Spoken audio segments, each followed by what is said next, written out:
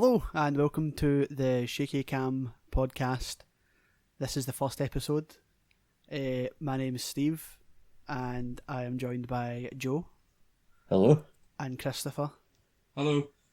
And we're here to talk about films and the like. I'm just going to... Hold on.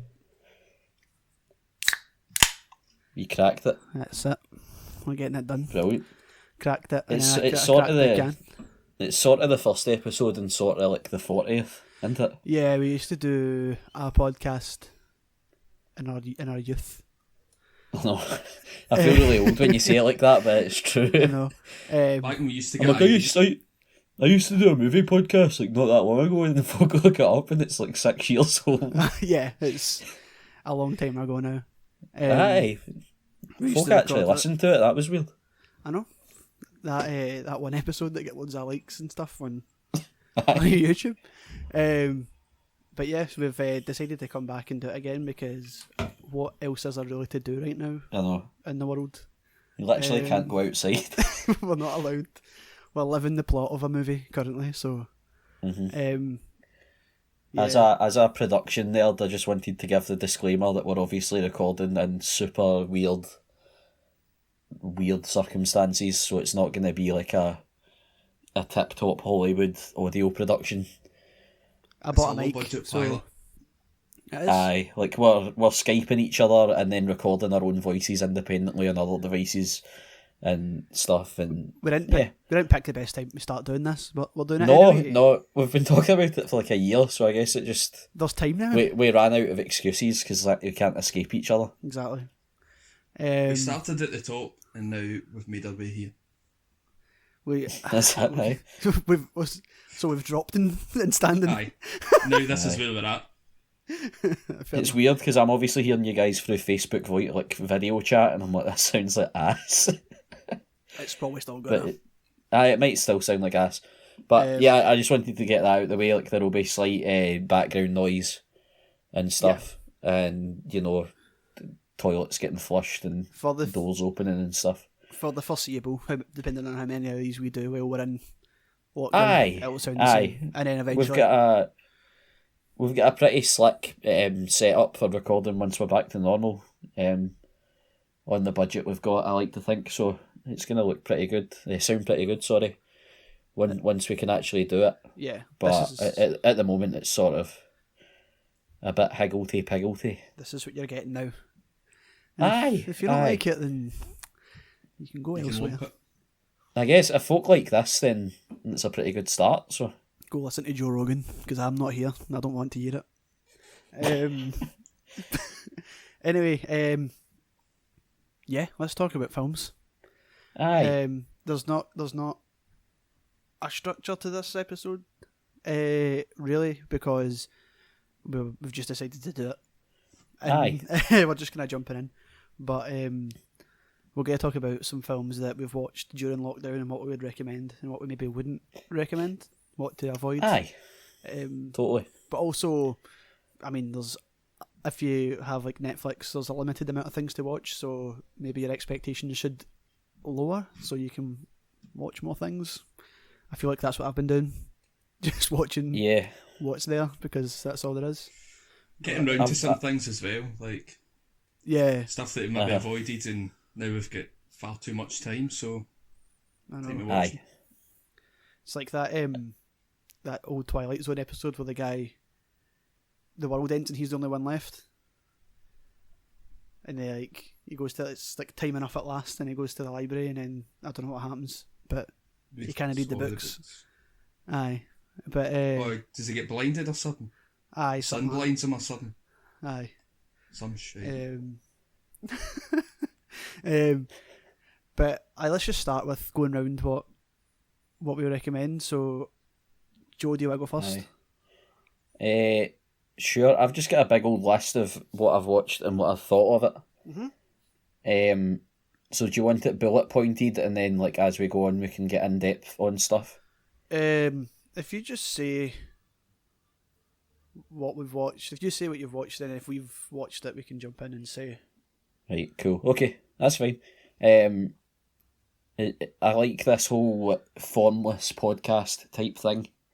I don't like it being too rigid, so I like the idea of just chatting and just seeing what comes out. I think we've all got pretty similar tastes in a lot of stuff, but we're all pretty different in other ways as well. Yeah. I think my BS threshold is pretty high. Yeah. I'm willing to see the good in movies that other people aren't, I guess. Aye. I've watched a bunch of stuff, and it's largely very, very positive. Either that or I forgot the bad stuff. Yeah. Aye, so we had to I had to do the 14-day lockdown self-isolation, and it was right when Disney Plus came out. Yeah. So me and my wonderful partner watched a hell of a lot of Disney movies on the couch, and that's mostly what I've got here. I've got some other stuff too. I've got the kind of main thing we watched for this week. I'll leave that out at the moment, I guess. Yeah, totally. We'll get and then we can talk about it together. And obviously there's not new stuff coming out for us to go and see and review and get into the nitty gritty. And I guess it's not something we've spoke about, but I would guess that there's not much point in us rehashing the movies that came out in the summer and all the rest of it, because if you want to hear people talk about that, then it's going to be everywhere already. Aye. And I would assume if you're listening to this, then you're pretty deep into listening to people talk about movies. I don't want to talk about Star Wars anymore, guys. I love it, and I'm very clearly in the minority. It's just one of those things. I'm sick of talking about Star Wars. I'm sick of people talking about Star Wars. I'm done. Aye. We should move on to something less divisive then and talk about pro wrestling. No, let's not do that either. Right, so I'm going to start. I watched last night, after, to be fair to Chris, probably nearly a year, I think, of him telling me to watch it. And actually I was meant to go see it with him and I couldn't. I watched the reboot of Child's Play. Oh, yeah. Mm-hmm. And my disclaimer here is I haven't seen the originals. Yeah. So if there's references and stuff, you can keep me right, I guess, to old movies and things. But I loved it. I thought it was amazing. I feel like in the current horror climate, for better or worse, you could have made a whole lot worse of a movie and made the same money. Yeah. So well done. I've got some bullet points of stuff I liked about it. Okay, go on. That I can share with you. So you Stephen, you watched it as well? I watched it this morning, yeah. Right, okay. I loved the opening and that they grounded it in a sort of somewhat believable reality. Yeah.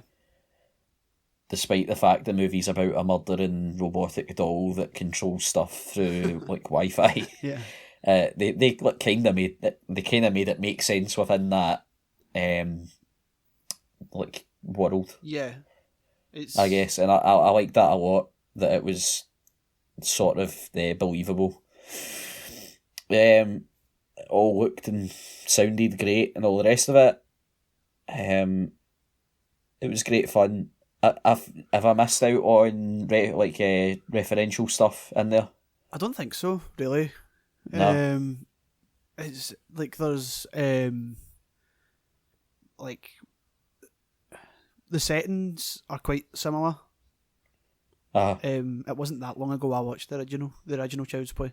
But it was like the toy store, or the store or whatever it is the mum works in, and like the apartment and stuff like seemed similar. Right, okay. So it's like it is quite literally like it's a remake where they've changed like one thing, but that one thing kind of changes the entire movie. Right, okay. In a big way, because like obviously the first one, the original was like magic and voodoo and all that stuff, like possession. I assumed that. Yeah. But I wasn't entirely sure. And then this one's like basically they've made like an Amazon horror movie, and then someone's been like, if we put Chucky in this, it would be really cool. Aye. I feel I like that they modernised it without it just being like folk playing Fortnite and getting stabbed. Aye, it wasn't like. Do you know what I mean? Yeah. See like that Borderlands style of like internet humour. Aye. The like can I has cheeseburger type. Yeah. Pish. It could have very easily just been like they've remade it and like this time it's Chucky dabs now. Yeah, like Chucky does the floss. Aye. With your intestines. I don't know. Like it could have been it could have been disastrous, and I think it's quite telling like the quality of the movie, because before it came out people were like proper kicking off. People like they're like what positively? No, like badly. People didn't like the design of Chucky. The people were angry that the original voice actor wasn't voicing Chucky. The guy that created the original movie came out against it and said he didn't support it and stuff, and then like it came out and everyone went very quiet. Yeah, it was amazing. I wish I'd waited to see it with Chris. God damn it, Chris! Chris is kind of the resident horror boy of the podcast, as he sits behind these mountain of horror DVDs and a Hammer Horror T-shirt. So, Chris, what was your opinion of the movie? Right, I can't hear. I can't hear. Yeah, I'm seeing your mouth move and no sound is coming out, and it was at the start. Obviously, they'll hear you on the recording, but we can't hear you. So, we just you're still talking, but I can't hear you. Do I just leave the call and join again, Chris? Yeah, because that won't disrupt the recording. We can just chat. Yeah. Obviously, we're like recording this over Facebook Messenger video conference call. There's going to be some issues, and I think we'll end up talking over each other a bunch because we're all in delays. As well, which sucks. My Wi-Fi is. But I loved it. I think that maybe the added bonus if it's like quote unquote my version of that character now, because I've not seen the original. Yeah. But I was gonna watch that on Ma. Chris, and then you hear me? Yeah, I can hear you. Yeah, I can hear you now. Right, that makes a lot of sense, because I was chiming in and then I kind of clocked on that nobody was picking up what I was saying. So I thought you were just playing it cool. No. What I was going to say was I went into the reboot first of all totally blind about what they were doing, and secondly I just binged the full Chucky box set, so I was getting really really sick of, like, first of all it starts in the 80s and it's obviously the voodoo, the serial killer who's obsessed with voodoo and all that, and I kind of thought I'm sick of this and it might not work in sort of today's modern horror. So I was overwhelmingly delighted when it's a complete reboot of the story, really, and it's definitely a reboot for modern times. I mean, the first Child's Play, it's a classic, but I think that's one of the better reboots, certainly in our lifetime, that there's been. I mean, when you think of the other ones like Total Recall and all that, and when you've got a voice actor like Mark Hamill who decides to play the role of Chucky, I mean, he does give 100% into everything, so you do have effort in this reboot, and you've got a lot of good storytelling in it. I think and good scares. I think was he the original? No. I think the kind of main point to be made is that, like, basically it just seemed like folk cared. Oh, aye. Like, folk put in a good performance. Like, I really like Aubrey Plaza, and she does just play the one character and everything she's in, but she's good at it. So, aye. And there's that intangible thing when you can tell that people making a movie really, really, really, really wanted it to be good. Yeah.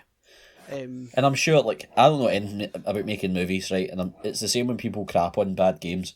No one makes a movie or a game to make a bad one, but you know what I mean. Aye, sometimes they're just bad.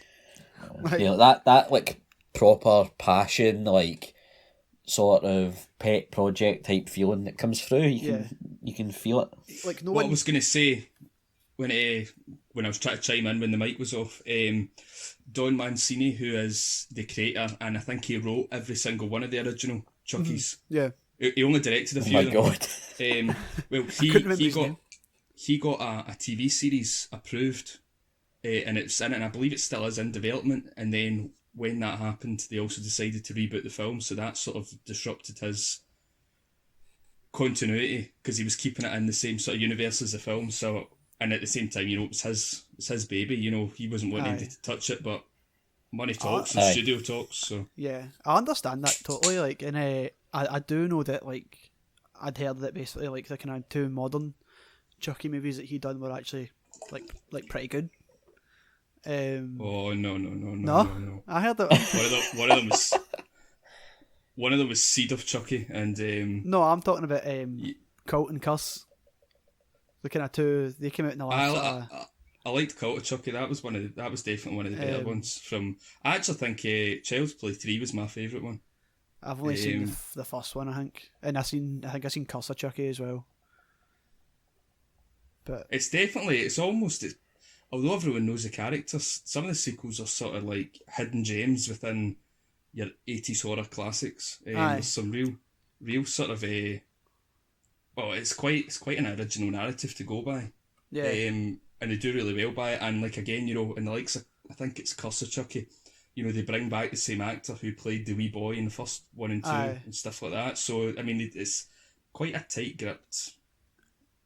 Yeah, franchise. It's that thing obviously where like the guy who created Chucky obviously cares about it a lot, but that doesn't mean to say that people that aren't him can't care about it as well and make something that's like just as good. Like I totally understand being annoyed and stuff, but like I don't think that movie is something you could be angry about. I understand getting angry about maybe the Friday the 13th remake or the Nightmare on Elm Street remake, if you watch those as the creator of those movies. But then at the end of the day, the creators are also cutting a paycheck. So like what you gotta do? Like, I rewatched that Friday the 13th remake pretty recently. It's not half bad. The thing with Friday the 13th is they're all the same movie. Like, yeah, and it's not a bad thing, but you can do it well, you can do it badly, and you can do it kind of alright. Chris, you're talking and not making any noise again. Yeah. Are you connected to your Wi-Fi, Chris? Oh, you're on your laptop, aren't you? You're not talking, man. You're not talking.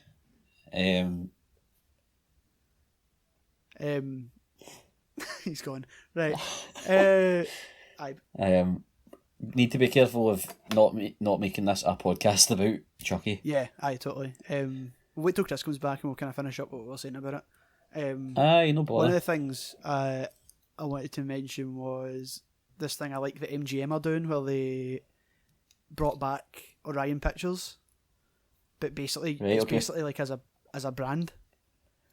Uh-huh. So it's kind of like their Blumhouse. It's like, see, when you see like the Blumhouse logo on something, you're like, oh, I know what this is going to be. Like, right, okay, the Orion Pictures one they've done with a couple movies where like it's going to be, I think they do it for mostly horror, but it's going to be like kind of like a genre movie. Like they did it on that the Belko Experiment, I think was the first one that did it. Yep. And I think it's just cool to see. That's like the kind of only thing I kind of realised as a kind of nod back to the original. And I think maybe the name of the company, Kazlan, I think is maybe, I don't know though, I'm not, Chris is the man for that kind of stuff, but yeah. That's just Chris is in the internet else world. Chris is in limbo. Chucky got him. Aye. Right, Chris, you there? Hello. Hear me? Hi. Yes. Right. I can hear you. I've moved my laptop further and it's got a stronger Wi-Fi signal now, so hopefully that was the you look a lot clearer. the reason. You look, yeah. Oh, good. A lot higher quality. Right. We were just wrapping up Chucky. It's super Any good. final thoughts? I'm just quite happy that there's a lot of people usually have a go at messing up the story when they do a reboot, but why not go all out and try and make it modern? And I think Child's Play did that, and they executed it, and it worked. Definitely. Because modern day technology, I mean, we've all seen these horror stories about Alexa online for BuzzFeed and all this, saying Alexa came alive and told me I was going to die, this. So it's it ties in with that. It's a modern day horror film. Read into it. You just need to read into it, bro. It's a remake that reflects the fears of now, as opposed to reflects the fears of what was happening in the 80s. Put that down, Chris. For those at home, Chris just held up a Xbox One copy of WWE 2K15. Well, no, I was pretty good. I was taking some Pretty old good cases to because the fan was going off when I wasn't talking, so just to kind of lift the laptop up a bit, and that was one that didn't get used. Right, Joe, you want to move on to what else you've watched? Aye, this is just a quick one because we're talking about horror. It's like way down my list. I watched the director's cut of Truth or Dare on Netflix. Mm-hmm. I know Chris watched it as well. It is not a quote-unquote good movie, but I loved it. It's dumb fun, and sometimes you need that. It reminded me of getting horror movies out Blockbuster and watching them with a good friend of ours, Ross, Diamante. It was that kind of like mid-2000s horror movie kind of vibe. Yeah. I've not seen it yet, so to speak. I will watch it, but I've not heard good things. Yeah, I wasn't a fan of it. I quite liked the first sort of like 20 minutes, the kind of trashy, like perfect horror film for sort of teens to go and see on a Friday night type thing. But that's what it is. Just kind of, it started low, and I like my rubbish horror, so I was into it. But for me, it just kind of kept you have to kind of. I guess I watch less horror, so maybe I don't have that same burnout that you might possibly get sometimes. Some folk just don't hold horror to some folk hold horror to a really high standard. Some folk don't. Some folk are somewhere in between. You know what I mean? Like some folk are really snobby about it, but it is what it is. Hold that thought for later on. That's all I'm saying. Awesome. I was gonna say something about it, but I was gonna say you have to put some respect on Blumhouse for basically like knowing that they put out trash to fund the stuff that wins Oscars. Definitely. So, aye. What else you watched? I watched the remake, reboot, whatever you want to call it, of Lady and the Tramp. Alright, aye. The Disney Plus original. And it legit might be the best movie in this whole list. Aye. It's amazing. Like, it's so good. It's a fun. Yeah, they've not had a great track record. Oh, when?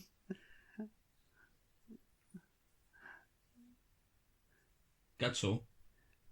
Just record it on your voice notes. Technical difficulties, guys. Joe's gone, so we're just waiting for him to come back. At least the viewers will now know we're not talking at our arse when we mean that we're really recording this with the basic minimum. I know it's not easy, but we're working out the kinks. It's fine.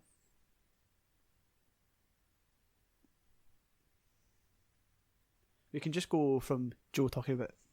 I'll just pick some more classic covers off my shoe. Oh, Chris is frozen. Jesus Christ. Right. I'm back. I'm recording on voice you still memo. hear me? Yeah, I can still hear you. Just for I was talking about Lady and the Tramp, and GarageBand decided to die on me. Dependable Apple products. Yeah, it limits you in how long you can record for whatever reason. So it cut off. Sorry about that, and we'll kind of merge the two audio files together, and we'll get it cracking. I'll work it out. Yeah. Cool. Okay. So Lady and the Tramp. Yep. I've not seen it. But I've been harassing you guys to watch this for weeks, man. This was quarantine movie number 1 for us in our household, I think. When we were both off at the same time. It's better than the original, I think. I've not even seen the original. But it's probably the best movie in this whole list of stuff I've watched. It's really nice. Yeah. It's just that Disney thing. It's just really nice, and obviously there was visually it's amazing. Yeah. Is it CGI dogs or is it like? Yeah, I think so. Right. Okay. What about the likes of the fact that of the streets and the scenery? Because you know the Lion King was all CGI, but you know it's technically live action because it was to look live action. No, there's some real people, real human people in there, real buildings, all the rest of it. I see, to be totally honest, I don't know how they did the dogs. Maybe it's maybe just a. But it looked great. Yeah, I mean that's good. I think not that they'll do it because they literally make billions and billions of dollars, but I think those live action Disney remakes are maybe suited to something more like just going on the streaming service.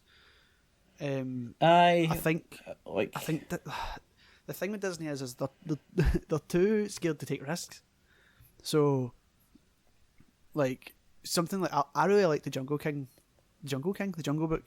Yeah, it's super I good. like that one. Yeah, I like and obviously that a I think lot. it was just because Jon Favreau just got to do what he wanted, I think, and that's when you get weird things like Christopher Walken as King Louis, like rapping and stuff. But He's got a good track record with Disney now with The Mandalorian. I know, but the Lion King sucked. So Did he do that as well? yeah, man. I haven't seen that yet. Have you seen the original? Aye. Then you've seen it, but better. Right, okay. Like, I just think maybe I think as well, maybe if they start letting people do versions of their kind of lesser known stuff, it would be interesting to see what people did, as opposed to like seeing the same movie twice. The Sword and the Stone. Aye, like the Black Cauldron and stuff like that could be really cool. Aye, But, why not? I want to see them do High School Musical, but they make it a cartoon. That'd be amazing. Yeah. I'd watch that. I've been watching the show, the High School Musical, the series. I need to check that out. I really like it. I really like it. It's good. There's not a whole lot more I can say about Lady and the Tramp if you guys haven't seen it. Yeah, I know. But it looks amazing. The kind of aesthetic Yeah. of it all is super good. And the fact I don't know whether it's real dogs or CGI dogs, maybe a mix of both, probably tells you what you need to know about how good it looks. Nice. No. I'd recommend. I think it's CGI, but I'm not sure. Cool. You should watch it. Was there any... Then we can talk did about it you more. recognise any of the voice actors at all? Do you know who was in it? Yep, I totally did, and I have forgot. We are using all of our devices here to record this, so I can't even I'm just look. going to say it was Jude Law, and then... It's Justin Theroux, I think. Right, okay. That is the tramp. Who is that again? The lady is Valkyrie from Thor. Emma, yeah. Not Emma What's her something name? Thompson. Yes, Cool. that's her. Cool. I'm sure. Okay, moving on. Yeah, great movie. Great movie. It's probably the best thing I've watched on this whole list that I'm about to recite. Fair. I would say, at least new stuff. I've got a wee honourable mentions bullet point list of stuff Yeah. that I checked out that like we've already talked about at length for years. So, Cool. I watched The Good Dinosaur. Yeah. Big fan of Conflicted Aye. about this one. It's very charming and sweet. Mm-hmm. It's also one of the most depressing movies I've ever watched in my life, man. Oh my It's god. dark, man. That's why I liked it. Aye. I feel like... I know it is. It's cool. It is cool, but I thought it was a bit boring at points. Like, Aye, there's a lot of... like, it drags yeah, a bit. there's I thought, there's... People, like, jump on it quite hard and say it's, like, the worst Pixar movie and stuff, which I think is harsh considering Cars 2 exists. But, like... yeah, well, we can talk about that shortly. Yeah. I remember really liking it, but it getting like really bad, not really bad reviews, but like bad reviews, and I don't think it did very well at the box office and stuff. No, it lost money. Yeah, I thought it's the first time ever. Aye. I did some research, I probably. But it's a kind of polarizing one, especially for like I was an animation student at uni, in that kind of world. I think it's even then it's quite conflicting. It looks amazing. It's Pixar. That's like the one massively positive bullet point Yeah. there. Is it had a good ending, and I was scared it wasn't gonna. Yeah. And that the scenery tech in that movie, Aye. I don't know how else to describe it, is outrageous. Like, it looks real. Yeah. Aye, it's Like there's bits where it looks like they've took photos and then put like CGI dinosaurs over it. it's mental. That's what it looks like. It's like you can see where if you like watch a movie, one of their movies, and then go back and watch like the previous movie, you can see what they were like testing in that movie to make it work for the next one and stuff like that. Like, aye. It's cool, man. Aye, but yeah, super impressed. Nice. Can't remember too much about it.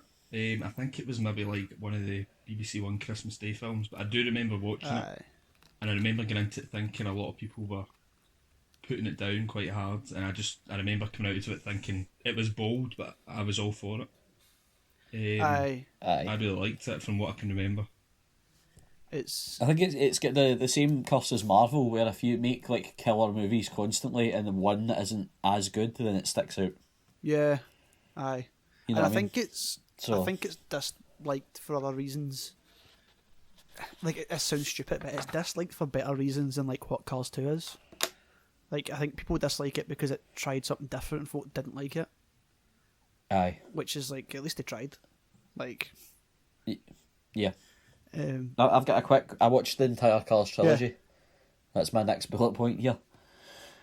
Because I'd only seen the first one, and it's a classic, man. The first one's a classic. Good. It's so cool. Like, super weird idea. Still a super weird idea.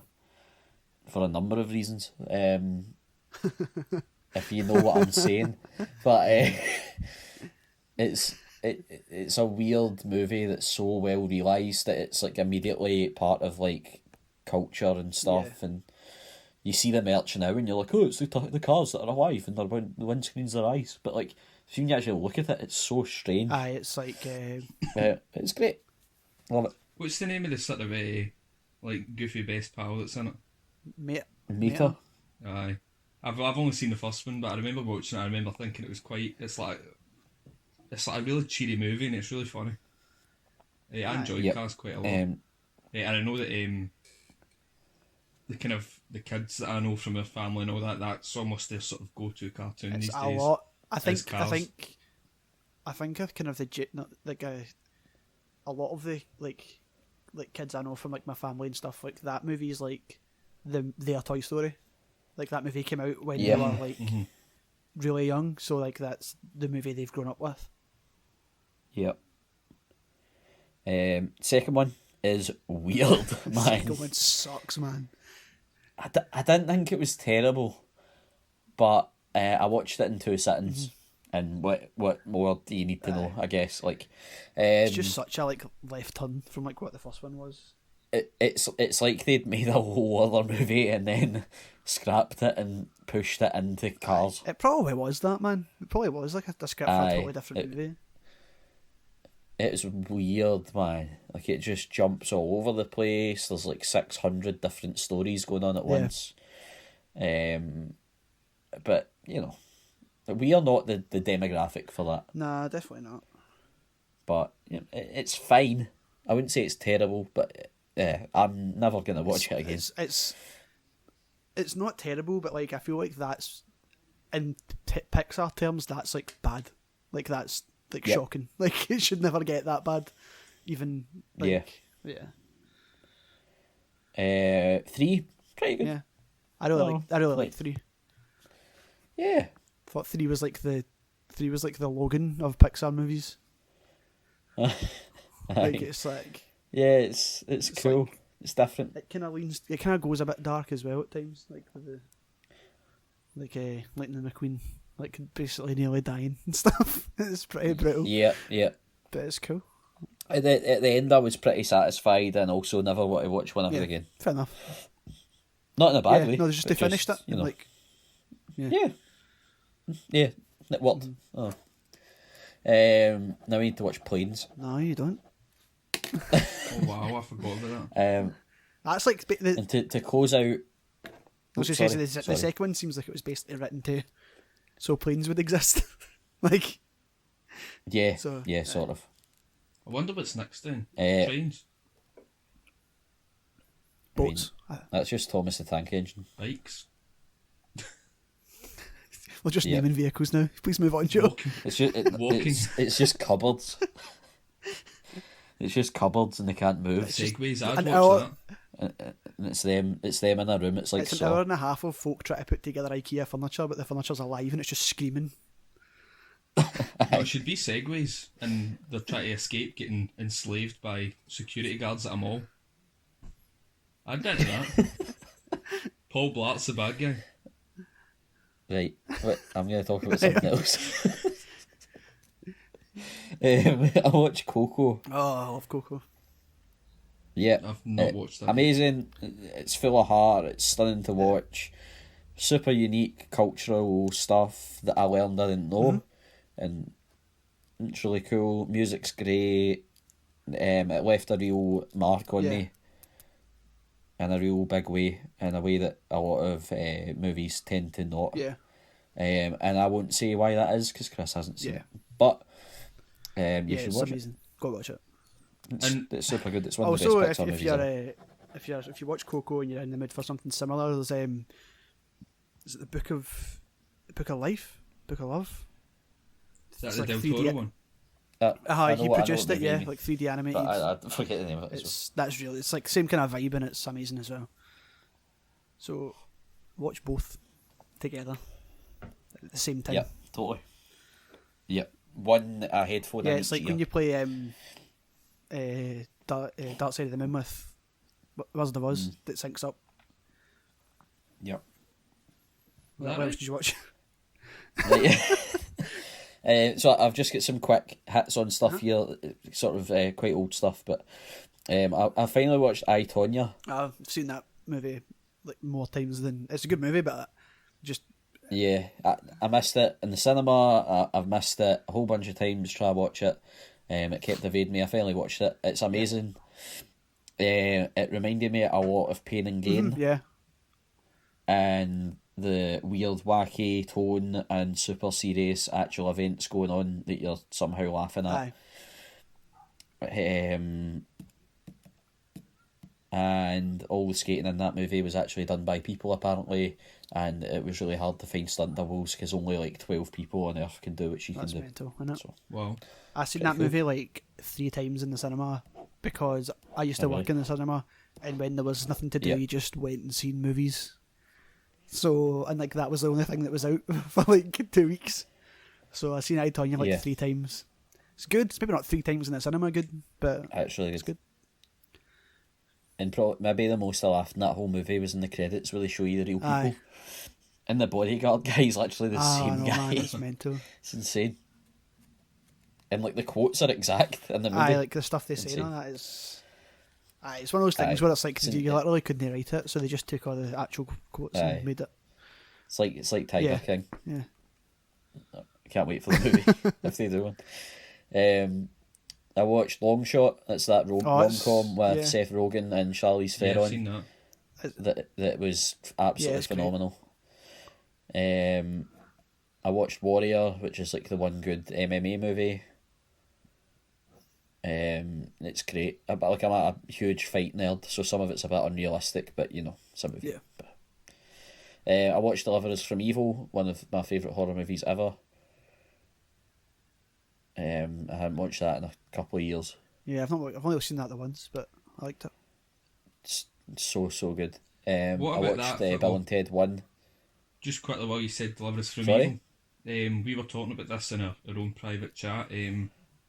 What I was really impressed about that film is that a lot of the stuff to do with the likes of alleged exorcisms and religion stuff is actually very, very true. Just like it's like small conversational stuff that they talk about, whereas a lot of films that do with that nature tend to just blow over and make up their own dialogue and their own sort of philosophies about how this, that and the next thing worked. But there was a lot of attention to detail in that film that probably not a lot of people would pick up on, which I think That's pretty cool. think is probably one of the reasons why I get kind of more in depth with that film, because I was like, I've heard that before. That's true, right? I'm into this type thing. And also had a great cast, and Yeah. it was exciting, and it was pretty much Yeah.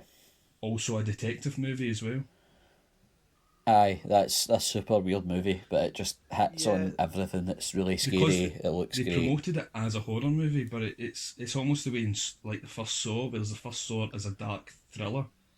It's totally a horror movie. No, it is. You need but to rewatch that movie in the dark. no, it is. But what I'm saying is that when I watched the trailers and whatnot, I wasn't expecting a sort of detective movie as well. If that makes sense. When someone But tells like you a good one, I get what you mean. when someone tells you you're watching an exorcism movie, you expect a very specific kind of movie. aye, So Aye. like they're pretty much all the same, and it's the different. cleansing which is out. cool. That was a good movie, man. I liked that movie. I've only got a couple more things to talk about, and then you guys can have the floor. I watched the first Bill and Ted, Yep. classic. Watched The Revenant, first time since the cinema on Blu-ray. That might be the prettiest movie I've ever seen in my life. And I watched Mid-90s. Oh, what a film! I watched that quite a while ago, but I know Stephen loves it. I also love that. It's so good. Oh, it's so good. I love it. That's me. That's my notes, and then I've got just the thing we're all going to talk Yeah, about. cool. So I don't know when you want to tackle that bad boy. And it's not Star Wars. It's not Star Wars. It's not 10 things missed in the Star Wars Easter egg saga. Is it me next? This is going to be a running joke constantly, isn't it? I love Rise of Skywalker. Oh, no, I didn't mean that. I just meant that we're not going to get into pop culture Easter eggs that folk have been going on about for 6 months. I mean, if we can get YouTube hits and make that cash I dollar, know. If people want me, the Rise of yeah, if Kingdoms. people want me to be like, welcome to Watch Mojo. Here are 10 things you didn't know about Babu Freak. Then I will do that. Aye. And all of them are that he's shot. Moaning Myrtle in the Harry Potter movies. There's a wee one for you. It's pretty good. Wait, It's what? a good one. Should start a YouTube channel. The ghost in Harry Potter, Moaning Myrtle, is the same actor that plays Babu Freak. Is that true? Yes. Wow, okay. Didn't expect that.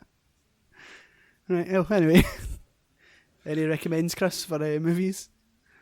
Well, Aye, hit us. I've talked too much. well, obviously since lockdown we've, like everyone, had plenty of time to watch a lot of films. So I kind of thought that there's a couple of films that have actually came out during lockdown, which I actually was at the premiere of. So I thought I would maybe recommend them.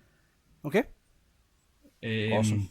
The first one, which comes out this weekend, is called Sea Fever, Right, okay. and it is an Irish film. I believe it was funded by Film 4. Okay. About a fishing expedition and a marine biologist, I believe a PhD student, is going along just to sort of look at any sort of abnormalities and what they catch and whatnot, just to make sure it's the right kind of species that they're getting, etc. And along the way they decide to cut across what's called a red zone in fishing, which is a real thing apparently. It's areas that are like for protective wildlife like whales and whatnot that you're not allowed to sail through Right, okay. and whatnot, so they decide to cut across it. So why not? What could go wrong? Well, a lot could go wrong, as we will soon find out. Would it be a movie without it? When they encounter a sort of Lovecraftian type, it's kind of it's a very, very original sort of monster type movie, and it's very well made. It's not a low budget B movie. Best way I could describe it as a big sort of a luminous sparkling octopus. Okay. Won't go too much about it, but it becomes more of a sort of disease epidemic type film on the boat. Oof, good timing. Sort of infection type thing.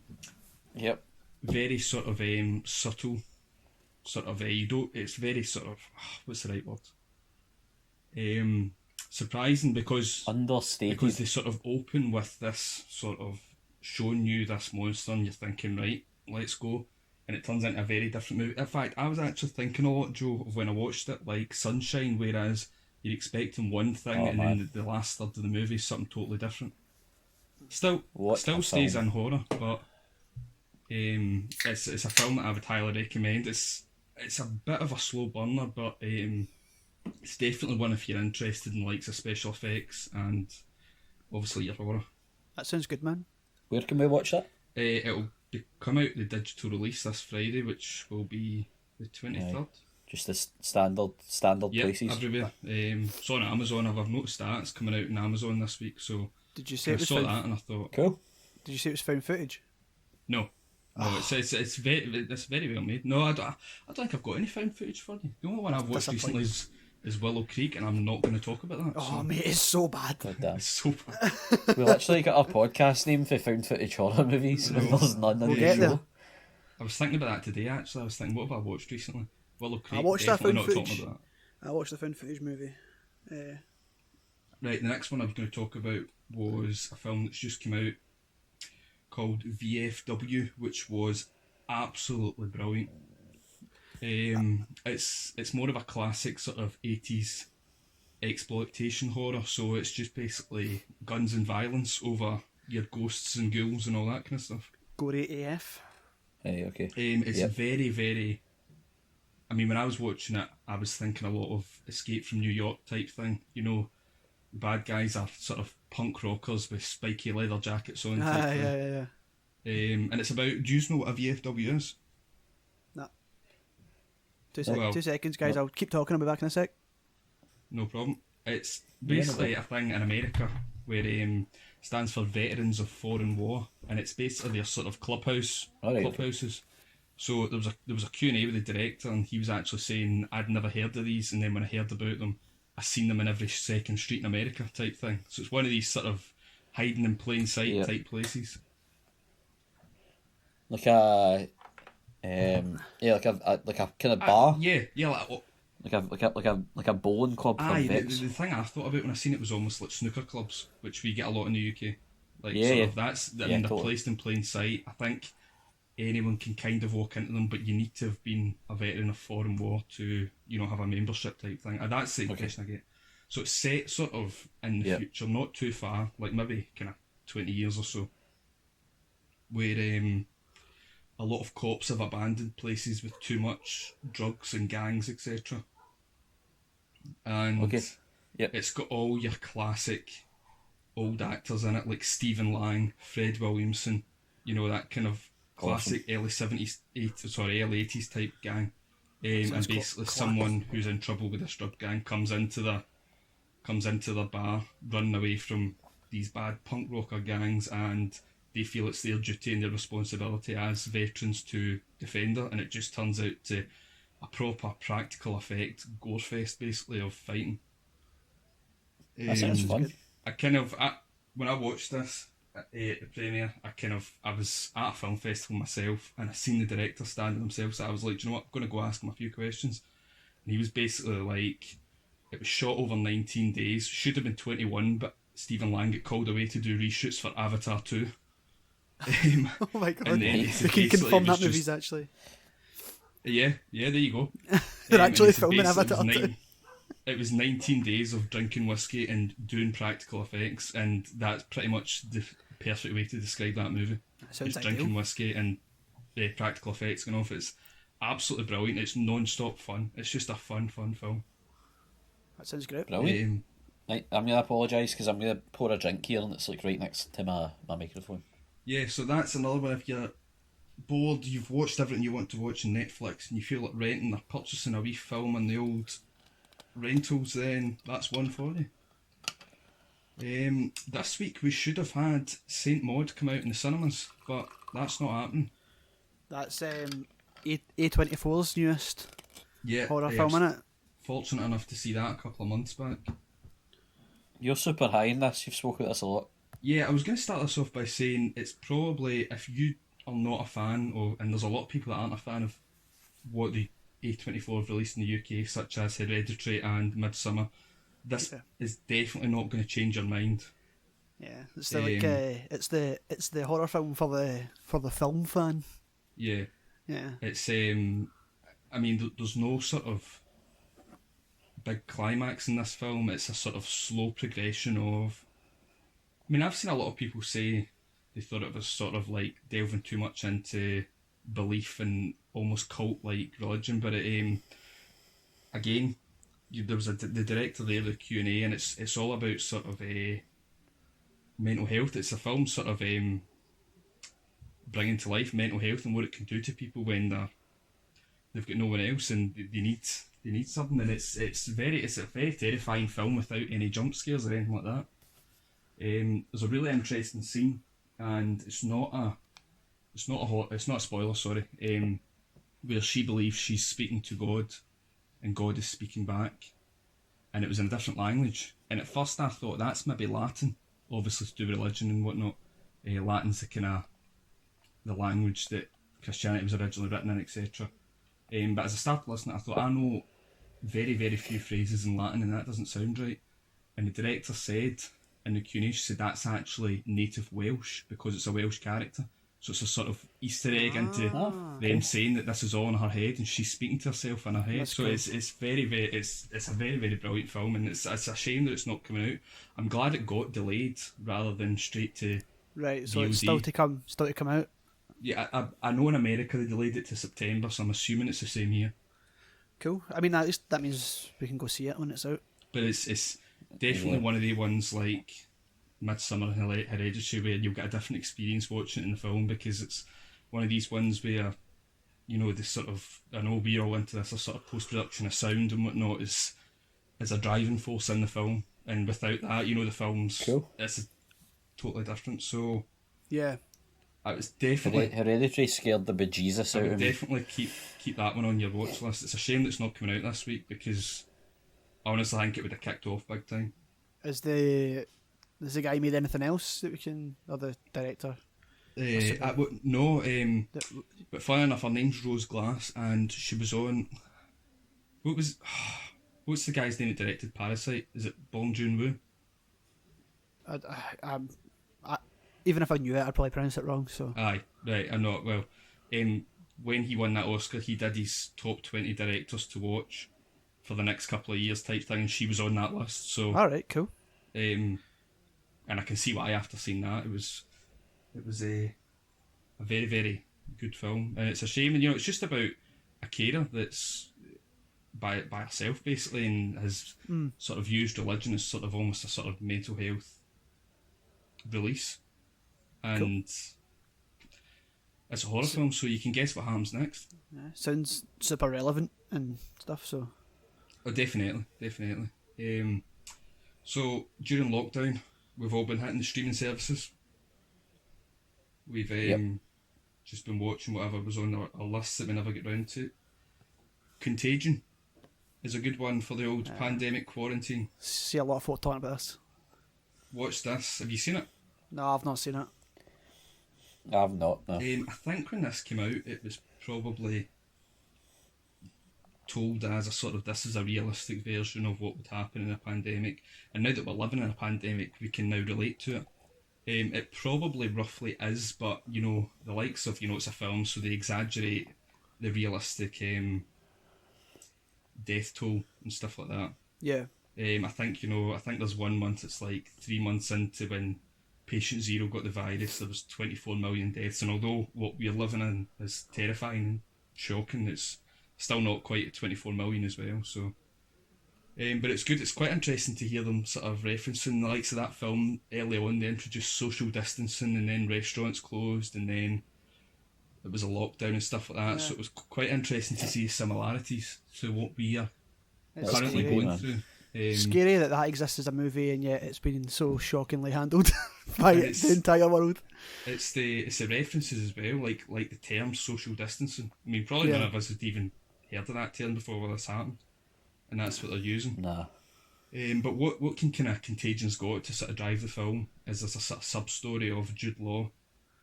He's a journalist, or he's a sort of, like, people keep putting him down in the film, saying you're not a journalist, you're an online blogger type thing, but that's probably not the case anymore now that there's much more of them than there are journalists. I know, I was going to say. That's probably aged quite a bit, that term. But I think something doing the film where he gets the virus early and he finds a way to cure himself, and he tries to tell people about that, and the likes of the World Health Organisation are shutting it down. So he's got a sort of, I need to break this story that the pandemic's getting run to raise funds for these governments and all that. So there's a kind of conspiracy. Aye, that's probably That's cool. the main fact on the film that's not really relevant to a real pandemic. Now that we can actually compare it, but I've read a couple of conspiracies about what we're living through right now, and they are all utter garbage, but they're very entertaining. Folk just Pretty want wild, to think it's anything but the boring truth. Yeah. Aye. That's, Well, I'm out working in the public. Yeah, same. Unfortunately, in this current situation, and people don't give a damn in the west of Scotland. I'm currently man. not. There's people Currently everywhere. not working, but I was working on the lead up, and I can confirm that people would much rather put themselves at risk and be served food and the like than not get that. So yeah. If you're thinking, oh, I'll go to the park because everyone else is inside and I'll get a bit of peace and quiet, you won't. There is a couple of good and again realistic references to that in the film, whereas it's like Matt Damon's daughter's got her boyfriend and all that, and they're a young teenage couple, and they're kind of out walking together at a distance and all that, and they decide they're like, oh, it's all right, we've got no symptoms, let's just have a quick kiss and all this, and that's obviously a terrible idea and all this. Aye. And it comes to light. Some foreshadowing. Yeah, exactly. I mean, it's quite striking, and it was quite. I've not watched this, but what a coincidence it was that Netflix released a season of it called Pandemic, and again, it's all about the scientists are prepping for all this, and it's clearly nothing that much of a prep. It's interesting. Probably man, about as much as we've prepped for this, but it's gonna. Or was it a coincidence, bro? Look into it. Jeez. if only Infowars was a real thing. I think obviously we're quite into our horror films here, and I think this is going to influence the state of horror for a while. Aye. Like people always talk about like how horror goes in circles, and depending on like what the fears of the nation are at that time reflects what is made. Like the first like big coronavirus horror that gets to be in cinema to the public. I think it's just going to be massive. zombies again, man. Like I think zombies are going to come back like hard, aye. which is I'm not really here for it. I've had enough, but I think it is like it's you seen like Body Snatchers was when like communism was the big fear, and you seen like a lot of zombie movies when AIDS were the big fear, and it's going to be the same. I think like there's going to be something that's going to be like the kind of here's the thing everyone's watching now because it's better to be scared by this than be scared by things that are actually happening. But it kind of just goes zombies, totally. vampires, doesn't it? I mean, that seems to be the trend. Ghosts are a constant through the whole thing. I know, that's alright. That's because it's because ghosts are real, bro. Yeah, pretty much. You got anything else you want to talk about, Chris? There's one more. What I was going to say was I've just realised that a lot of the films that I've picked for this week are quite obscure, but I do watch more mainstream films than not, but I think it's just during this lockdown I've just been going through the films that I never ever get round to watching before. You get that. You get in a certain cycle, don't you? You get in the mood for certain things, isn't that? I mean, I was looking forward to Black Widow, and in another dimension we would have been talking about this, but in A Quiet Place 2 and all that. But Totally. this is the way it is. Yeah, there's one that you used to know. I've been talking about this for a couple of weeks now, which was a new film that came on Netflix called The Platform. Yeah. Again, I think what's kind of driving me to the films that I've watched that I never really get around to before is there's a lot of original storytelling in that. Again, getting back to Child's Play. And again, it will link into what we'll talk later on, the film that we'll all talk about later on. But yeah, it's about people who get put in a prison, and I believe you only get put in this prison for 6 months, and there is believed being the keyword to be 120 odd floors of this prison, and basically there's a big hole in the middle of each floor. There's 2 prisoners per floor. And the food starts at the top, and it's a big banquet, and it makes all the way down to the bottom, and you all have to eat off the same banquet. So the people at the bottom starve, and the people at the top got all the food type thing. Ah. But Yeah. every month you change floor, and it's a totally randomised choice to which floor you change to. So I won't go too much into it, but there's obviously, as you can imagine, the bottom floors are a bit more horrifying than the top floors. A lot of good intentions of people trying to fix the system, and at the end becomes a really sort of exciting sort of climax to the film, which I wasn't expecting. It kind of goes in a different direction about how to stop this sort of method of madness. Sounds kind Almost cool. part of it is almost comedic like, but I think that's intentional because it's almost like madness rather than comedic. Yeah. But it's a Spanish film, but trust me, it's 100% worth it. It's an original film. Wouldn't surprise me if it's the next sort of film to get an American remake. Aye. And again, I don't know what the kind Cool. of budget was like, but visually it was very, very impressive. Cool. That's interesting. Yeah, it looks pretty striking when Netflix shoves those little like preview clips Well, again, in your I'd seen the face. trailer for this film, I think around Christmas time, and I kind of thought, I might not get to see this film because it might not get a UK release, so just kind of left it, and one day Yeah. it just popped up on Netflix. My jaw dropped, and I was like, get this on. That's good, man. Yeah, that's Cool. me again. Again, we'll definitely been doing some more mainstream stuff on my end, but that's just been my lockdown watch list so far. Well, I mean, when you start running out of stuff you've not Brilliant. seen, do you know what I mean? Like, there's only so much you can watch. I think. Well, I mean, that one there was on the top 10 of Netflix for a couple of weeks, so it's Yeah, obviously like, gotten there a you bit of a go. following. Yeah. I think it still is. I think. At least it shows up a lot I on think your the longer homepage this and goes stuff. on, to be honest, like the more we're going to see, they're just going to start dropping movies that were meant to come out on streaming services, because like as long as you're getting eyes on it, like Netflix clearly not have ex- like the money to They're buy not exactly stuff. going to lose subscribers during a lockdown, are they? So, Aye, and like it's the same with like Disney. Yeah. If they decide to drop, like I know in America, it's not over here yet, but in America they've got Frozen 2 and they've got Onward already up. Like thinking about it. I see we're Yeah, getting. I really want to see I see we're Onward. getting Artemis Fowl though. In Are June. we? Yeah. Oh, cool. Which know that. that was one of the things where I had the books as a kid and I just never got round to reading them. But everyone said they were good, so I think I read one of them. I know they've got a really big fan base. I've never read them. I don't read. I can't read books. But I know read they've people. got. That's why I watch movies, bro. I read scripts. Shut up. But that's cool. I didn't know that. Yeah, I really want to see Onward as well. I wanted to see that before this Yeah. all happened, but there you go. Hopefully, Yeah, I was really excited for Bond. I know you aren't a super big like Bond guy, but do you know what's Looks quite really funny good. about that? and I was in a supermarket the other day and they've got all the old Bonds on the DVD charts, which they'd obviously ordered in advance for the Aye. release of the new Bond coming out, and now that's ready not for it. coming out. yeah, And they've got all the stock just lying there, thinking, please wonder- buy this for £5. they're all going on Prime soon. I think. I wonder Oh, what that'd will, be good. I wonder what will Yeah. happen, sort of Oscars wise next year. Like a lot of stuff's already been pushed to next year. So like a lot of people, Yep. Tiger King's going to win every Do A you category. lot know of the things interesting? Do you know the interesting thing about the rules about what you need to get nominated for an Oscar? So What do you you need to have, I think it's like you need to have minimum, I think it's like 7 days of a theatrical run.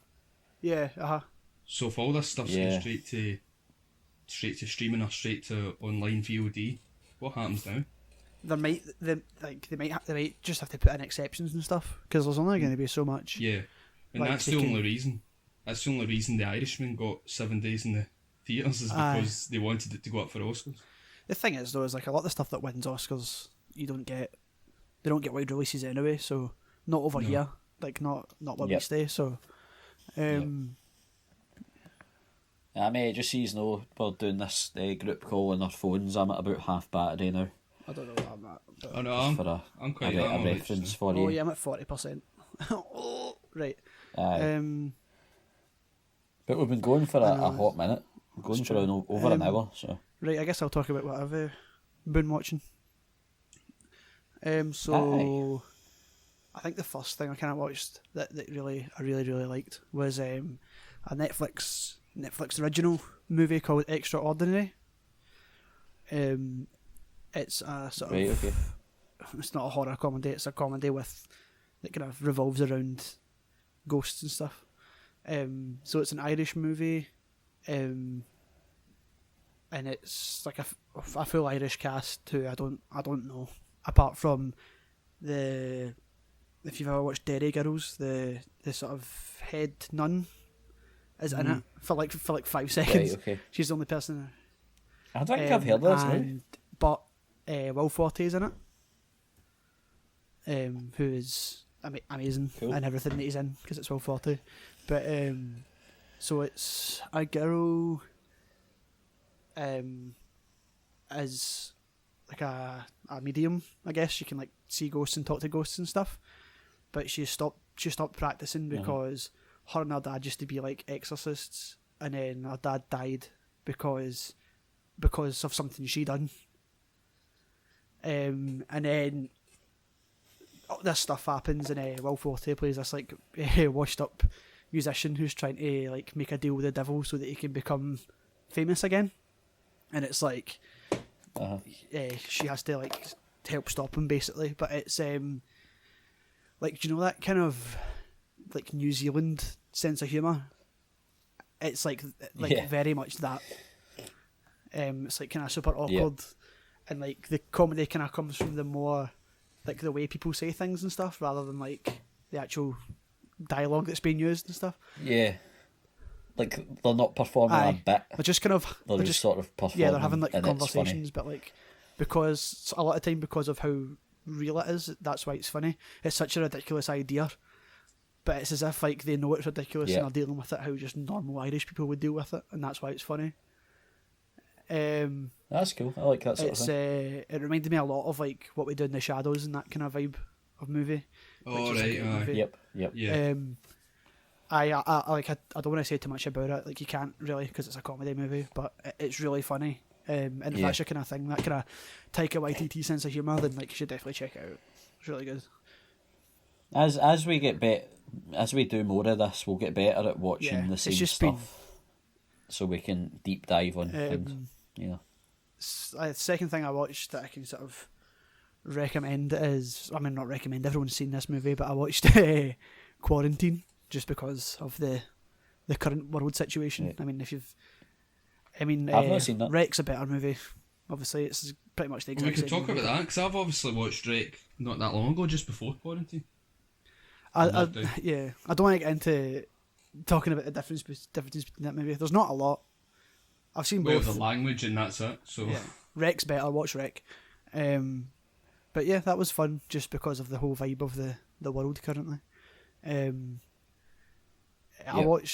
been watching a lot of horror movies as well. So I watched Extraterrestrial, which was 2014 or something like that, I think. And it's I think I watched that for the old from podcast. the makers of Grave Encounters, which is one of my favourite horror movies.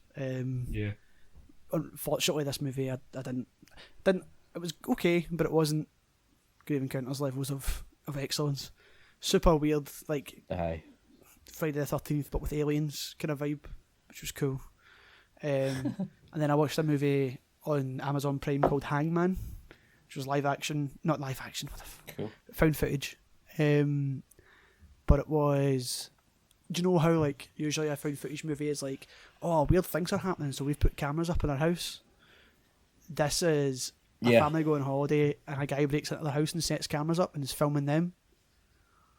It's weird. super dark and super grim. Like I wanted to take a shower after it was finished, but it was like, if that's your kind of thing, like watch it because it's. That was like that after Coco. I've kind of mostly been watching like a lot of TV and stuff. Like Disney Plus came out and I've been watching like the High School Musical show and the Imagineering Story, and I've started like a bunch of sitcoms and stuff from the beginning. I got Shudder the other night and I've been watching this documentary. I know Chris has watched some of this as well. And now the name's escaping me. What's it called? Cursed Films. Cursed Film.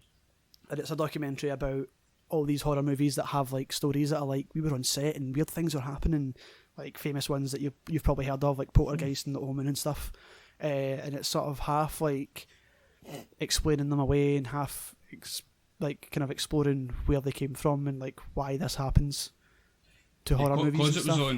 Because it was on Shudder, you know, I was going into it expecting quite a lot of nonsense and emphasis of, you know, almost like the way that people treat the History Channel and UFOs, like there was definitely a ghost or a UFO here type thing. So I was kind of getting ready for that, and then they were actually taking it seriously, and I was like, hang on, this is actually quite interesting.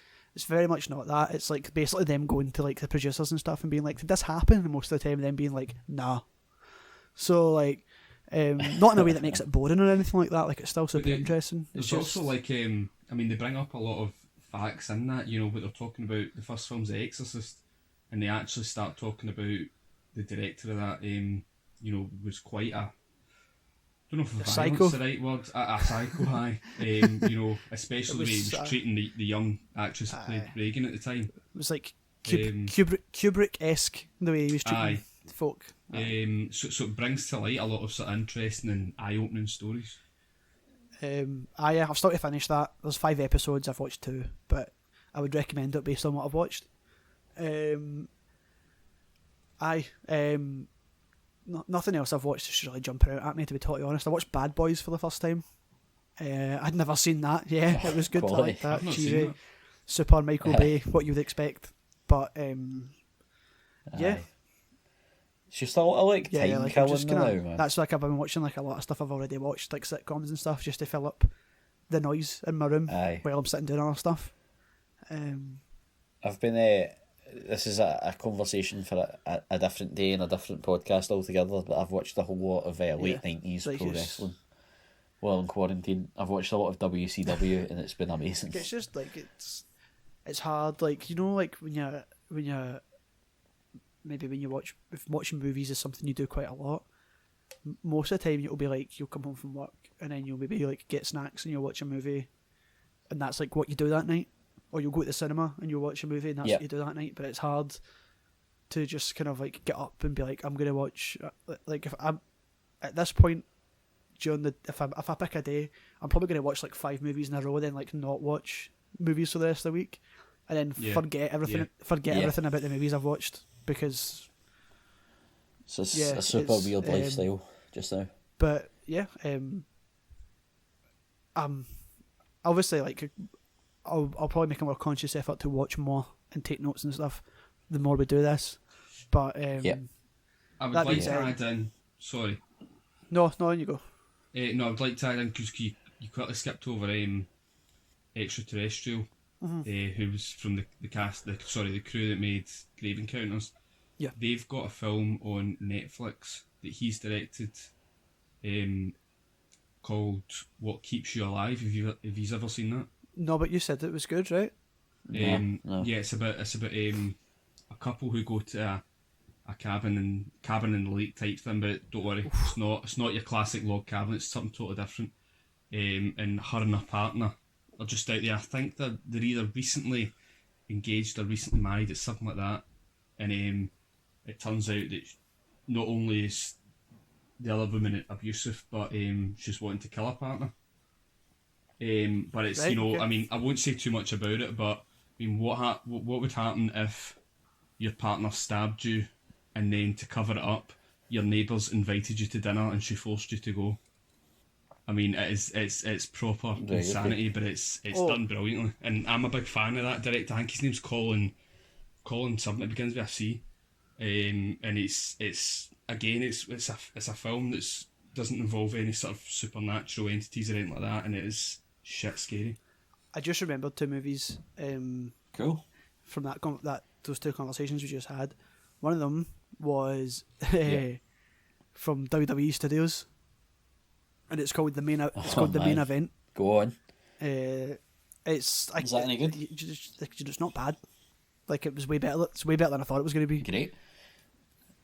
I'm a huge pro wrestling nerd, and I'm at the point in my life where I'm not going to do the BS thing that a lot of people do, where they're like, "Oh, yeah, I watched it as a kid," and then they've got like a WrestleMania weekend with their mates. you know, like I love it, still watch it, probably always will watch it. So Yeah, it's like a good, super I'll cheesy watch it. kids movie. Obviously, it's not realistic. They treat wrestling as if it's real. Like, I mean, it kid is. finds So, a mask, puts it on, gives him like super strength, goes and tries out for NXT, so he can win money to like save his house, because his dad's like broke. That's like the plot. It's like a Aye. dumb kids movie, but it's not a bad dumb kids movie. does he not I don't fight know Keith who Lee in that it? is. A big, huge African American He's gentleman. in it, but oh no, they do fight. Yeah, aye. Yeah, there's a few faces I recognised in it. Yeah, Cool. yeah. I might it's check dumb. that out. It's not bad though. What is bad is Big Show's sitcom that's on Netflix. It's terrible. I watched 3 I can't episodes even of get that. through man. the wee Netflix promo. It shows you me your It's land in it. the worst thing I've ever seen. Oh, It's like Disney Channel levels of bad, but like worse. It's so bad, man. oh man, I might have to It's check like that I out. can't describe it. Folk that are listening that have seen, they've watched BoJack Horseman, like the sitcom that BoJack Horseman's in, horsing around. It's that, but instead of a horse, it's Big Show. Like it's like an 80s sitcom. It's brutal. Brilliant. He said, I saw an interview Uh-huh. he did with Steve Austin, and he said he was on Saturday Night Live in like, I don't know, like 2000 or Right. something, when The Rock hosted it, and said he's like always wanted to do it since that. I get it. So, And do you know fair- what? Like fair he's play not the thing. He's not the thing that's bad about it. Like it's just a bad show. Like it's Oh, just badly really? written. It's not funny. It's not his fault. Aye. Like if Big Show seems Yeah, like a pretty. like, Did you ever pretty see the nice film man. he was in? I want him to do the, well. I don't know if the audience have heard of the Soska sisters, but I know that me and Steve have watched quite a few of the films. They did a See No film Evil?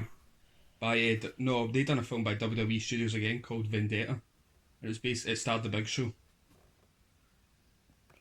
No, I've not seen that. I thought you were going to say that movie he I was need in to- Jingle All the Way. he's gonna deck your house. But it's like set. It's like a violent action film set in a prison, and Big Show's like an evil prisoner.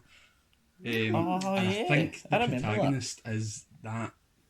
Can't remember his name, but I think he played Superman in a TV show in like the 90s, and he was also Supergirl's like stepdad.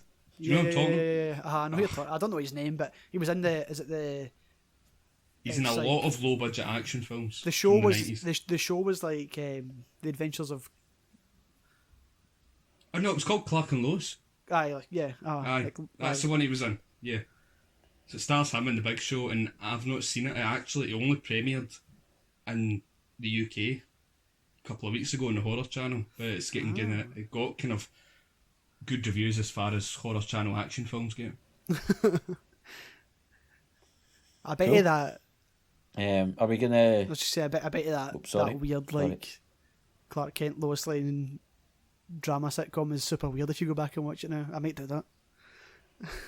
Oh, aye. I might also do like It's super hard not to interrupt each Aye. other because we're on this Aye. delay on Facebook. I have chat. one more movie I it's want so to mention hard. before we move on. goals. Amazon Prime Cool, okay. original. It's called Haunt. Oh, sorry, Stephen, I never watched this. Yeah, I've seen the It's, thumbnail. It's It's on just my it's a list. horror. It's a horror movie. Bunch of kids on Halloween go to a haunted maze. Turns out to be real. That's like Awesome. that's it. It's really good. That sounds great. It's like gory. Special effects are good. Definitely watch it. I might walk Yeah, out of this room it's and good, go man, watch it's that Yeah, once we're that's done. definitely high up in my list. I mean, we've I have to just a side note. Sorry, my downstairs neighbours appear to be having some sort of hear kickboxing anything. are we invitational invited? at the moment. Kickboxing invitational and battle rap Nice. / shouting contest. So can't sorry hear if anything. you can hear that in the background.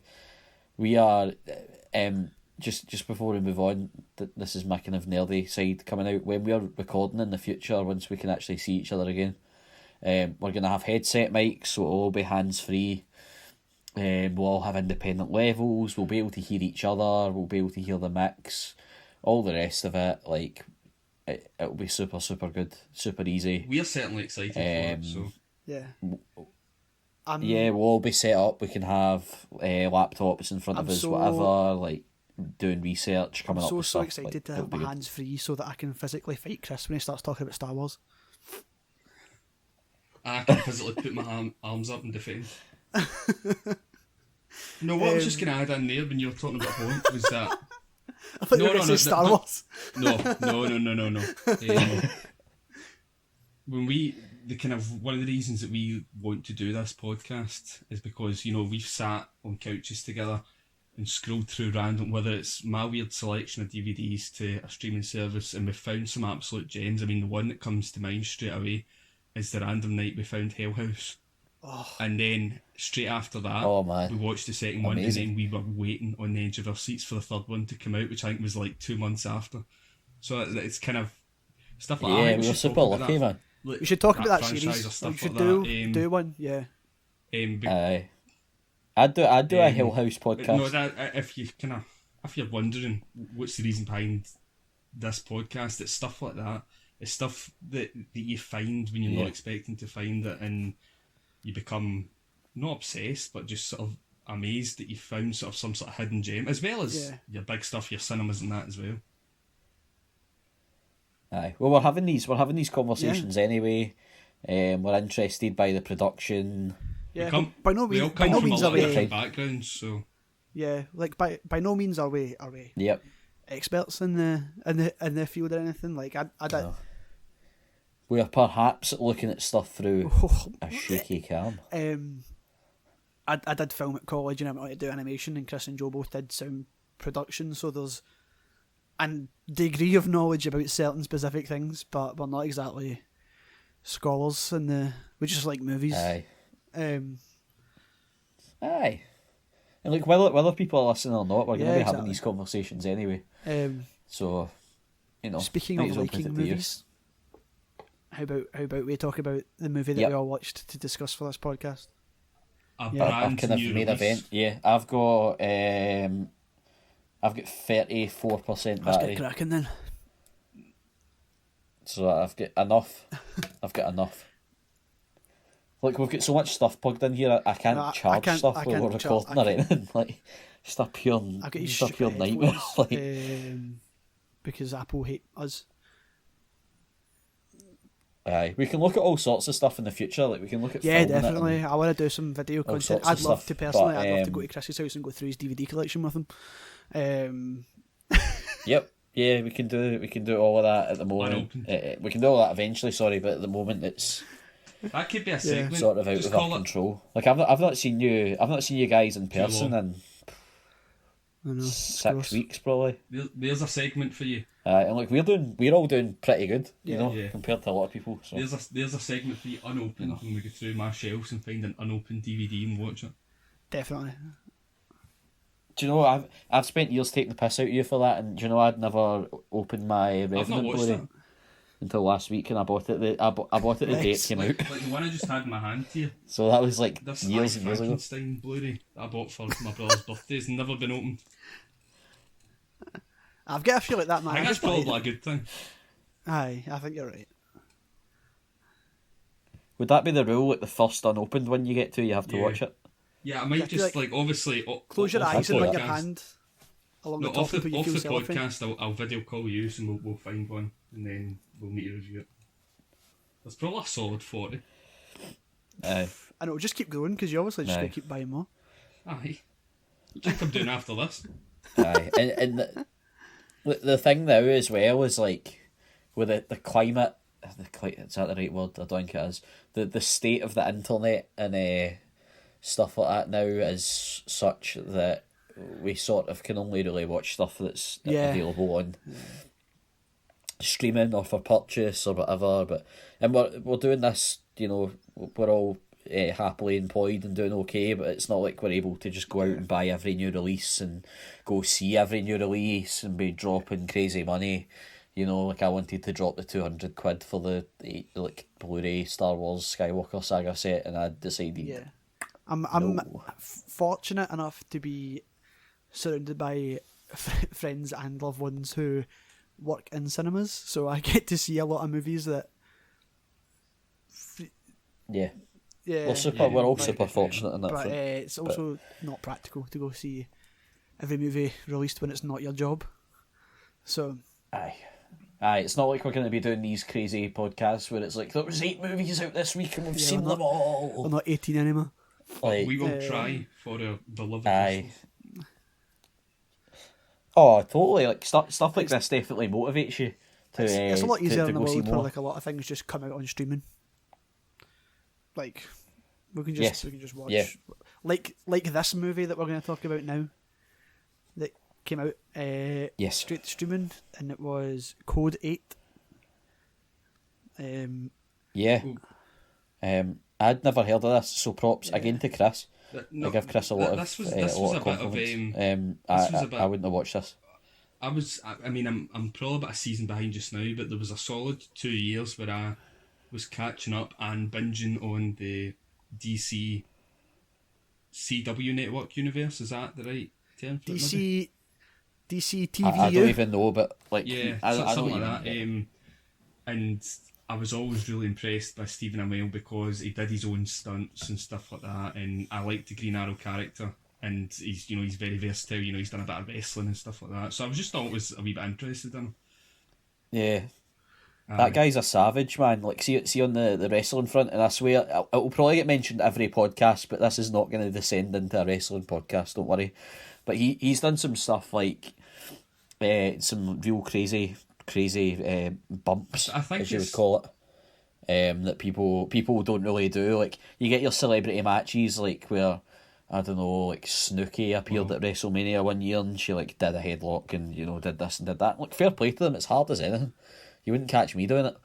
But Stephen Amell went off the top rope through a table to like ringside, and like, yeah, it's quote unquote fake, but like, why don't you jump like off the second like floor of your house onto concrete? Aye, no, definitely. No, but Enjoy that. I think it's always like, good to find someone who clearly loves what they do, and I think that's why I get kind of quite interested in him. Oh, aye. So one day I'm scrolling through what he's got coming up, and I found this movie which we're going to talk about called Code 8, and there wasn't a trailer for it in at this time.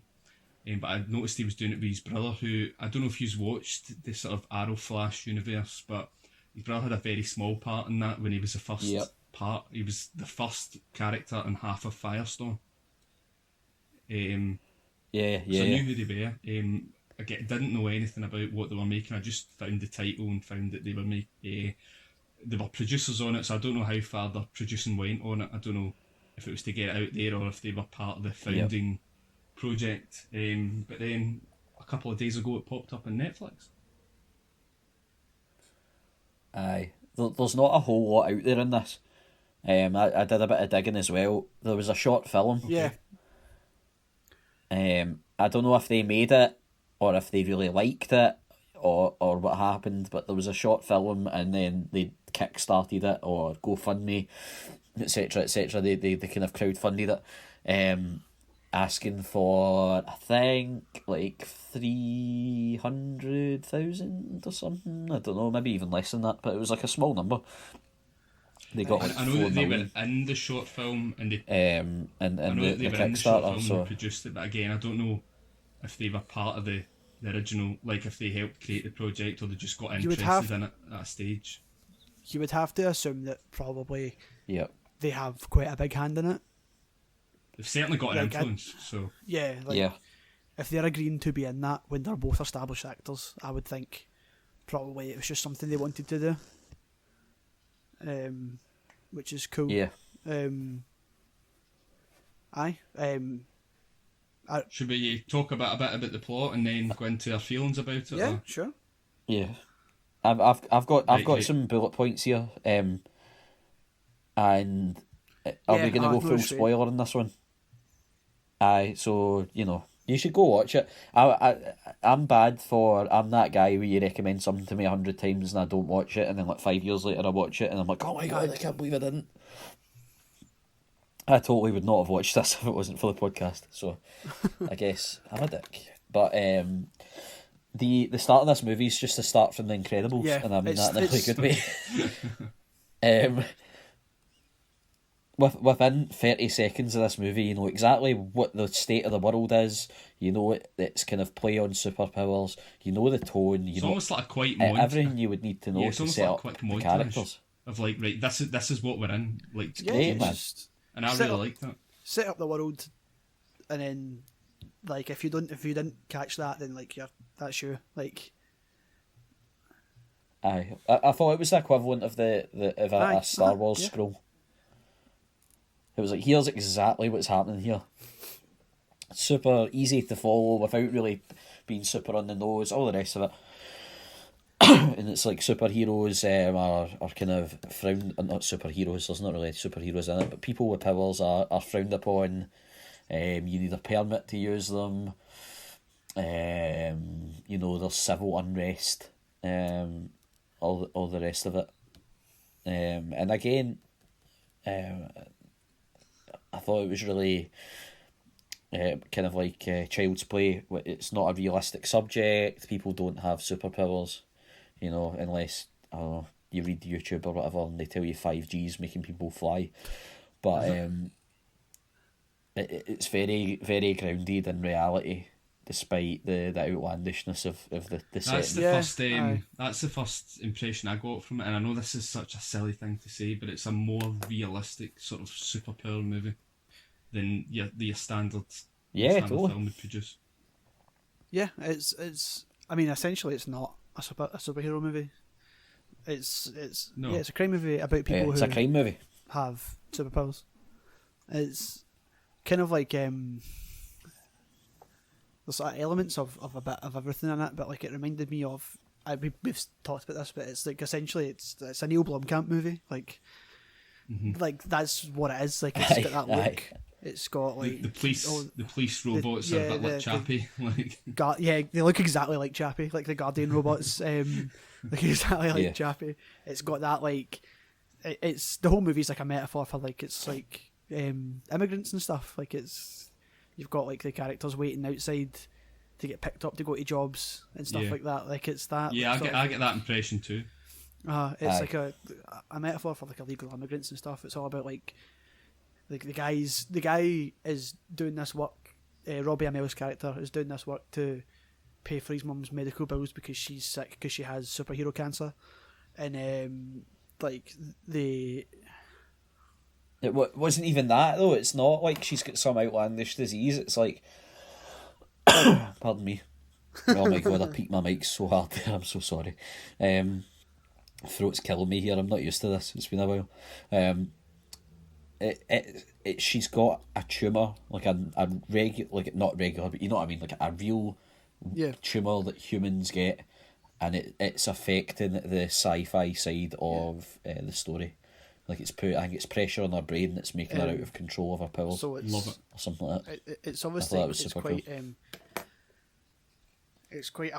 When I watched it, I was like, I thought it felt quite like something that maybe would have been like done as commentary in a movie, maybe like kind of a few years ago. But like those things are still just as relevant now as they were. It's just no one's talking about it, I think, as much in like movies and stuff. Like that stuff's still totally relevant. There's still immigrants struggling to like move into America, I guess, and like integrate with society, and they still get looked down upon and treated wrongly, and can't get insurance and can't get real jobs and stuff. And it's the same thing, which is cool. Aye. Oh, I've got 20% left in my phone. It's pretty understated as well. Like I like the first kind of job they do isn't like him flying about shooting guys out the air and doing flips and stuff. It's like, you're electric and we need you to blow this electric fence. And like even and when they're doing like the sort of the quote unquote honest work, it's not like it's like, obviously it makes sense. Like if you had electric powers, you would be an electrician, because you could do the job of someone who isn't an electrician in a fraction of the time. Stuff like that. Like if you were like the Flash, you would be like a delivery guy, because you could do 1 million deliveries in a day. Like but that kind of thing. You've got the psycho impact, which would probably again tie into an almost realism part of it, is that you've got the government or whoever's in charge trying to control what they can't control. So like, so if you hear that if you've got super powers and you try to do this job, you need a permit to do it, and they raise the price of a permit sky high, so you can't. and all that. So it kind of It's yeah. It's like try to price people out almost. The equivalent of folks saying that like immigrants are taking our jobs or whatever. Like it's the Yeah, same. no, exactly. That's idea, what it ties into. The Yeah. I was going to say something, but it's totally left my head. I think the low budget is it forced them into making a bit more of a more grounded in reality movie, and that's like They've the not exact appeal. Overshot their budget. You don't see guys flying and stuff. Like it's not because it would look bad. Yep. So they've just had like stuff that it's basically like a lot of it's just guys doing stunts and it's enhanced by slight VFX. Mm-hmm. Yes. Which is cool. Yeah. Like they obviously have like the whole thing is like they have like the rankings of powers. So they have like the electrics and you have the brawn and the class 2s ones are. Yeah. All that. Again, what you were saying about enhancing it by VFX, I mean, it really makes sense. Again, coming from if Stephen Amell's got quite an influence on this film, and he's doing his own stunts, he's obviously quite a big stunt guy, a practical effects guy again. So, and I know it's almost sort of a indie thing to say, but in a way it kind of looks better and it works for it, especially on the budget that they had. I mean, it does not look like a $4 million film. It looks 3 or 4 times it. Yeah. Yeah. Have you got negatives? It's before very phones run out of many battery. negatives. And this is a bit silly almost, but I mean, I got the more and more I watched the film, I was like, this is actually, although it's sci-fi and it's superhero, this is quite a dark film, and it's about all that immigrant stuff that it's referencing to, and all that. But they obviously had the slight budget, like when they're panoraming the sort of cities. Yeah. And there's like one drone flying about, you know, but you know that the way that they're building up the universe, that the city's probably swarming in these drones, but you don't see that. But that's obviously because of the budget they were on. But that, well, I was almost something I picked up towards the end of the film, but I thought that would have been a more sort of terrifying look, and it would add into the sort of dark nature that they were going for and the dark nature that they pulled off. Mm-hmm. Yeah. My one. No, it was just. Oh, sorry. No, it was just the voice chat coming in again. At the end, you know, again with probably 75% of the films that you end up seeing these days, I kind of thought the ending was dragging ever so slightly. But apart from that, I mean, considering considering that's the budget, that's my one. The acting and all that, it's a solid sort of 7 out of 10 for me at least. Yeah, I'd give it an 8. Yeah, I thought it was like 10 minutes too long. Can I extend it too long to tie everything up in like a nice wee bow? Yeah, like, exactly. Yes. Whereas like you probably didn't even really need that. You also kind of knew where the last 10 minutes were going, so yeah. Which like you could say that about a lot of movies though. Like, yeah, well, that's what I'm saying. Yeah. I would have liked to have seen maybe more action set pieces, but because of the budget and stuff, like what you can't have that. Like, no, I liked that it didn't that, over egg that stuff. Like I like heist movies, so I liked that it was essentially a heist movie with superheroes, which is cool. Well, about the heists that they do sort of towards the kind of second half of the film. Again, this sounds silly, but it's great, man. When I was watching some of them, I kind of almost thought of the film The Town, where I was like, this is kind of... Hello? 2 seconds. Sorry, just cut 2 minutes there. It kind of reminded me a lot of The Town in terms of if these powers did exist, this is probably the best realistic way they could have pulled it off. Yeah, man. Yeah. I'd recommend it to anyone because it's not overly superhero-y, and if you like that kind of thing, it's enough of that for you to like it as well. So it's definitely not. Don't go into expecting like Marvel or DC. It's definitely like a kind of. Yeah, I mean, it's maybe sort of some DC the closest stuff, thing so. I could maybe the closest thing I could maybe link it to kind of tonally is. 2 seconds. No worries. Apologies. It's alright. The closest thing I could probably maybe describe it to, if you're looking for a kind of vibe, is maybe like the Netflix Marvel stuff. Which is good. So if you're kind of looking for more of that, obviously there's no more of that anymore. This is very much up that kind of street, and they've talked about doing You said they were doing like a mini series or something. Aye, it's just on the Wikipedia page, so not 100% reliable, but it says something about a short form mini series. I mean, that'd be cool. Or something. Yeah. So Getting made it's about probably a good time to jump on it now before it all kind of blows up and then you can't keep up with it anymore. Just definitely recommend it, man. It's like a solid. I really like. I don't like the DC TV stuff. I just don't like it. It's not my thing. But I do like Stephen Amell. I think he's cool. And obviously, like you can tell when you watch it that this is just something they really wanted to make, which I think shines through quite a lot. Yeah, it's good. I mean, it's got everything in it. I mean, it's your thriller. It's got a good bit of action. It's got a good bit of grittiness, but it's not too gritty. You know what I mean? It's a good popcorn movie, as I would describe it. Yeah, I would like. Yeah. yeah. I think you can tell that everyone that worked on it really wanted to do it. Like even like the VFX and stuff like that, you can tell they really cared and they wanted it to be good. None of it seems kind of like phoned in or anything. It's cool. Definitely, but it was the same director and crew that done the short film, so this is their goal. This is their baby type thing that they're going for. So hats off. It's cool to see that. It's cool to see that happen, and obviously they've got to make it on their own terms as well, because there's obviously not been a lot of like interference from studios or anything like that. Like you see, like if you watch so it's not like Mama. You watch Mama, the original short for Mama. Mm-hmm. Arguably, I think is a lot scarier than the actual movie that came out. I've still not watched this short. So it's cool to see that they actually got to like make what they wanted to make. You don't see that a lot.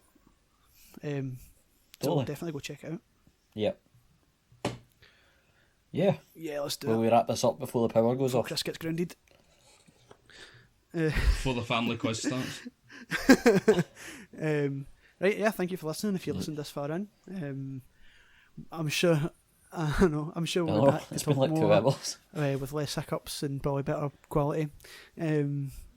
So yeah, we'll see you next time, and please stay in your house. Stay safe. See you later. See you. Bye bye. Peace.